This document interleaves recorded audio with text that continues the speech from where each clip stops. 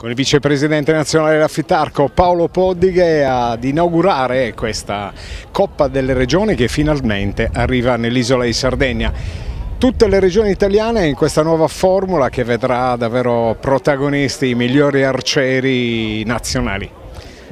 Sì, è la prima volta dopo tanti eventi internazionali che portiamo la Coppa delle Regioni in Sardegna. Credo che sia un grande evento che mette insieme tutte le società con la loro collaborazione, 150 volontari a disposizione delle 20 regioni d'Italia che per 2 giorni si daranno battaglia nei campi di gara, sia qua nella parte outdoor che al campo di tiro di campagna nel parco di Monturpino cittadino. Credo che sia Cagliari la location ideale per questa manifestazione. Sono molto contento, mi onora perché dopo tante manifestazioni internazionali siamo riusciti come regione effettivamente a mettere in campo una manifestazione che coinvolge tutte le società.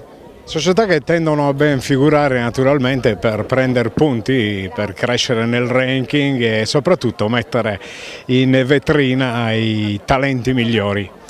Sì, diciamo che qua è il trampolino di lancio di una serie di atleti che effettivamente in questa manifestazione trovano la prima vera manifestazione agonistica per poi iniziare a intraprendere l'attività nazionale o internazionale. Da qua sono venuti fuori Michele Frangilli, Marco Gagliazzo, Mauro Nespoli, cioè tutti quelli che effettivamente hanno dato lustro alla nostra nazione. Io proprio stasera sono rientrato da Minsk, dai giochi europei, dove l'Italia con questi meravigliosi ragazzi è riuscita a incrementare il medagliere del CONI ed è stata la prima nazione a livello mondiale e oltretutto abbiamo guadagnato la carta olimpica femminile per le Olimpiadi di Tokyo. Credo che sia diciamo, la ciliegina su un'attività agonistica dell'anno che era mirata a prendere le carte olimpiche per Tokyo 2020.